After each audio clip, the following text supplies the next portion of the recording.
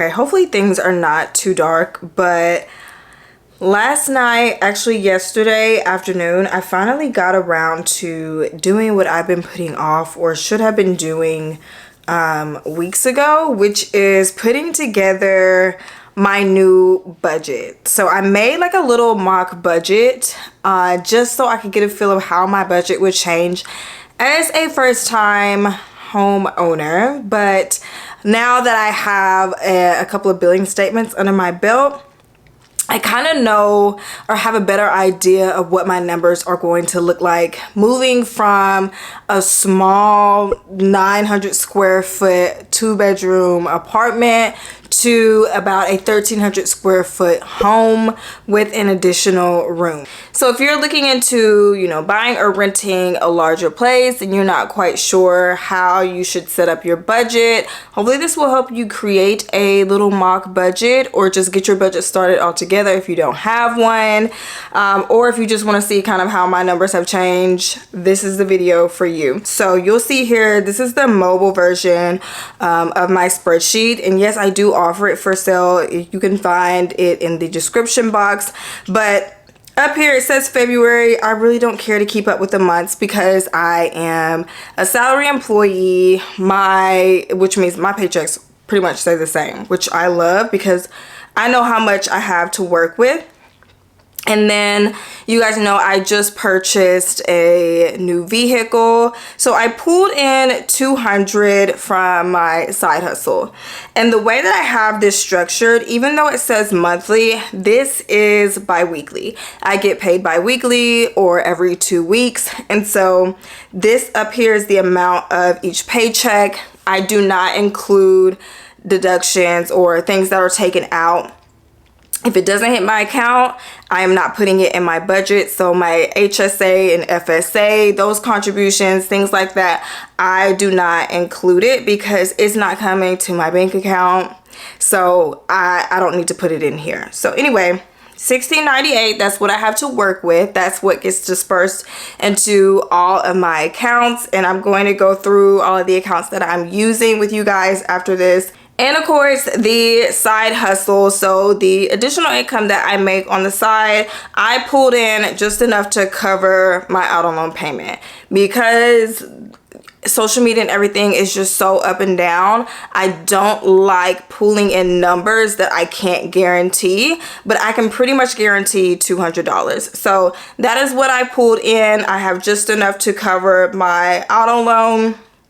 So that's what I'm going to be budgeting for every 2 weeks in regards to the side hustle income. So let's get into the numbers. Rent and / mortgage. Obviously, I don't have rent anymore. I could really change this to mortgage because this is just the generic version of what the spreadsheet says. But this is my spreadsheet. So I now have a mortgage. Now remember, this is per paycheck. So every amount that I'm going to be discussing or talking about is going to be divided up into two. So if you see $40, it's really $80 because that would be the total amount monthly. So for the mortgage, I have $412.50 that I pull out from each paycheck, and that gets deposited into a specific account that holds the funds for my mortgage. Now, this has only gone up $50, and it's only going up $50 very strategically. I told you guys I put back the difference between my rent and the mortgage, pretty much the total difference, up for 12 months, and I put that 12 months into my bills account because that's where I'm going to be paying my mortgage. Now, my previous rent was very cheap. I loved it. It was $725 for my old apartment.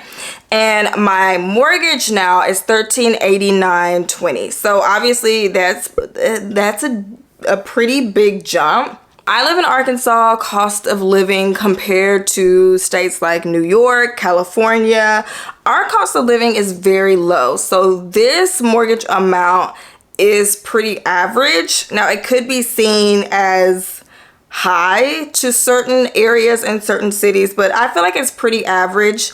That's the average amount for a mortgage in Arkansas. And my goal is to, for the next 12 months, while I don't have to put that money into the mortgage because it was saved, is to do the same thing, is to save up 12 months and then put that back into my bills account. And I just find that like it's not as stressful as I know it would have been if I did not do that. So that is a game changer for me. And now electricity, I budget $85 a paycheck. This went up by $5. I did used to budget $80 a paycheck. It used to be around $160 for my electric bill. But I've noticed now, like looking at my billing statement, I just got my first billing statement, it's going to be a little bit higher. It looks like it's right in line with what my electric bill used to be in my apartment, but I just want to make sure that I have enough because summer's coming up and I am not used to being in a home. So right now, $85 per paycheck. It may go up, it may go down, but I feel like I need more billing statements. Like I need more time to really figure out what a good amount is for an electric bill here. And that is one thing I will say with a budget. Get in. Don't try to make it all perfect. It's not going to be perfect in the beginning. Put your numbers in. You know, do your educated guessing based off of what you have, the information that you do have to work off of, and then work out of your numbers, because you're not going to know what really works until you work out of that budget. Then if you come over budget, don't feel bad, because you're really just going through a process where you're estimating until you get your numbers right. So we're starting with $85 right now.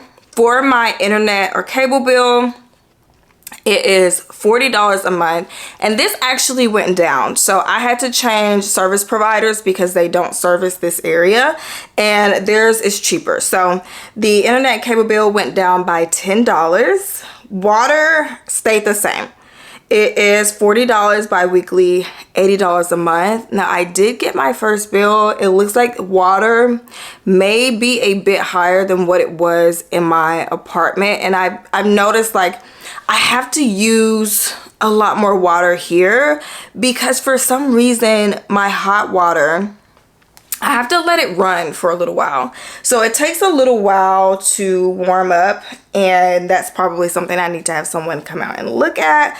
But right now, we're gonna make it do what it do, and we're gonna keep it the same. So $40 for water every 2 weeks. And then for my phone, $39.50. That did not change. I used to have it budgeted right at $40 just to get rid of the 50 cent, but I decided to be more specific with my numbers. So $39.50. I have prepaid, AT&T prepaid. Do not care to change it. Works for me, and so that's probably why it's looking a little bit cheap. Now for groceries. Y'all,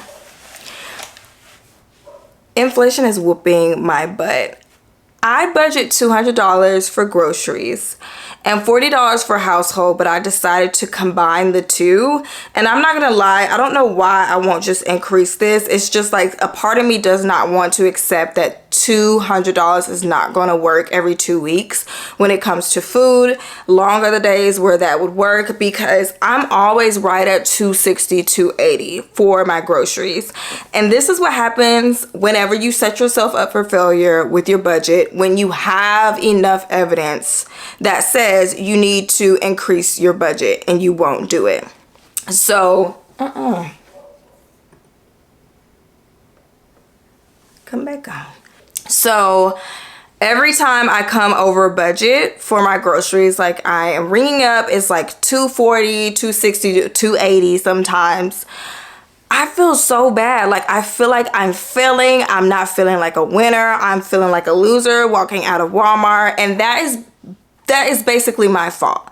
I am making myself miserable because I will not change the numbers. So I'm probably going to change the numbers and just be more realistic. It's probably going to change to $280, but right now I just mentally, I don't want to see the numbers change. So I'm going to leave it at $240 right now. And then healthcare premiums. This is new. Bella has an insurance policy.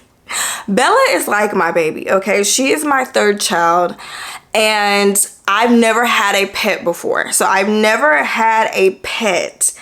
And to me, I just feel like Bella is an investment. She is my baby. And I would look through Reddit forums, right, when I'm getting prepared to get her. And one thing that stuck out to me is like, you know, something goes wrong and maybe they're constipated, and this is any pet, like you take your pet to the vet, they don't have an insurance policy, and then it winds up costing them thousands of dollars, and it's something as simple as like the dang thing is just constipated. And I'm like, I do not want to be shelling out $2,000, $5,000 because something went wrong. I would rather pay monthly for an insurance premium that has a deductible, and then pretty much the rest is going to be cost shared by me and the insurance carrier or taken by them. So I pay $23.50 every 2 weeks for her health care premium, and that includes the wellness visits as well. So anyway, I got an insurance policy for her. I pay a little bit extra for the wellness, so I will send them my invoice and then they direct deposit what I paid into my account. It's really nice. It includes grooming as well. I will put up on the screen who her insurance carrier is, just in case you are looking for an insurance policy for your pet. And for the gym, I have a membership that is $25 a month. That did not change, not a month, but every 2 weeks. That did not change. And my subscriptions did not change either. I just have Disney Plus, you know, the Apple insurance, and then data storage. And that's just a few dollars for each thing. Now, debt is new, obviously.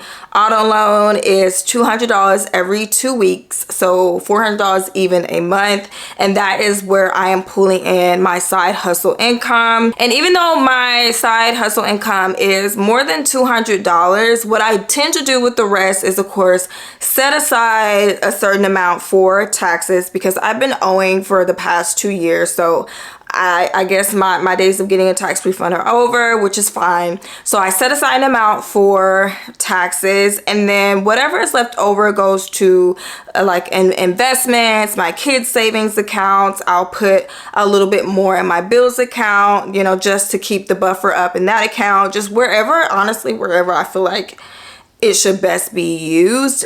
And for personal and entertainment, I don't really break down what my personal funds are going to be used for. Like, I don't have a specific amount for lash extensions or clothes and shoes. I just kind of smush everything together. And so I give myself $200 a paycheck. This is new, okay? It's not new, but it's new, because it used to be $80. Oh my gosh. I remember when it was $50, and that was divided amongst me and my 2 kids. $50 a paycheck, because I was dead set on getting out of debt, dead set on saving, and I was miserable, but I refused to increase my personal funds because I felt like, how dare I spend money on myself to do anything, and I'm in debt and I don't have the specific amount in my savings account. Thank you, God, for renewal of the mind, right? Thank you for renewing my mind and allowing me to spend more on myself and experiences in this world with me and my kids, because that is a hard mindset to get out of. And if you are someone who is feeling guilty about, you know, spending money on yourself, I am rooting for you, because that is, people don't realize, like, that is a really hard mindset to get out of. But I recommend like gradually increasing your personal funds, and also writing out your financial plan. What are you doing? Making sure you are tapping in with your budget, because that's going to show you that you're being a good steward of your finances, right? You are managing your finances responsibly, and you deserve to have an increase when it comes to your personal use of it. You're doing the best that you can. You're doing what you need to do. Responsibilities are taken care of. Why not allow yourself to spend a little bit more of your money to, like, you know, enjoy the fruits of your labor? So $200 every 2 weeks is now where your girl is at, 50 to 200 for. And then I also want to say I have to share it with my kids. So if my kids, like, if we go out and do something, it's part of this 200. So it's really not a lot when you think about that. but it's better than, you know, where we started. So anyway, gas, I kept it the same at $100 every 2 weeks. Car maintenance is $30. This is an Ally sinking fund, so this $30 goes from each paycheck to that sinking fund or savings account, and then when I need my oil change, I don't have to stress about it. I just pull the funds from that sinking fund whenever it's time to get that done every couple of months, and then I'm good to go. And then next is insurance for my car. You guys know I just got the new car, and I was really terrified that the insurance was going to be higher than what I was comfortable paying, but to my surprise, it only went up about $20-$30 a month. So this increase is only about $7 from what I used to budget for my insurance premium. And so I pay $47 a paycheck to my bills account to get ready for that monthly amount to be pulled. And then I don't have anything in giving. I do want to say I do tithe from my side hustle income. 10% of whatever I get, I am finding a way to tithe that. Softball, all of that, I do not have that budgeted. That was a one-time fee, and so I don't have anything monthly for the kids that I'm paying for. And then under miscellaneous, you'll see here I have what's called a buffer. This is my buffer account. I always recommend setting up a buffer account. That's just a separate account that you set up for your little oopsie uh-ohs, just in case you come over budget, like for groceries and things like that. So I have $85 a paycheck going into this account, and obviously the majority of these funds is pulled for my groceries when I come over budget, because I'm insane and I will not just change it to go into the correct account. But I'm blessed that it is there. So whether it's $5 or $20 a paycheck, whatever it is that you have to work with, put it in a buffer account. That way, if things go haywire, instead of you having to stress out about coming over budget, you have funds that are there to use when you need them, and you don't have to touch your emergency fund. Now let's talk about the savings and wealth building portion of my budget. So $80 every paycheck goes to my Roth IRA, and this recently increased by $30. It used to be $50. I upped it to $80. And UGMAs are basically savings accounts for my kids, and I have $80 a paycheck going into that because I deposit $80 into each one of their accounts. And with UGMAs, the funds are invested in assets like stocks and bonds. So, you know, we do stand a higher chance of earning more than we would in a regular savings account. So I do really like to keep their money in something that is going to invest them in assets versus just, you know, relying on an APYs like a savings account or high yield. For my 529 plan, which is not my 529 plan, it's my daughter's. This is a college savings fund, and I deposit $60 a paycheck right now into that account. And then for basic savings, I have $100 that I put into my savings account. I don't have a specific goal when it comes to my savings right now. I just want to make sure that I'm still putting something in it, making sure I'm keeping it padded just in case I need something. And I feel financially responsible doing that. And of course, anything, once again, that I get extra, if I have the excess, I will throw a bulk into these accounts also. Now, after I did my new budget, I did have to go into the software that my employer uses for our direct deposits to change the payment elections into certain accounts based on, you know, my new numbers, because I like to budget using multiple bank accounts. I don't like everything to be smushed together.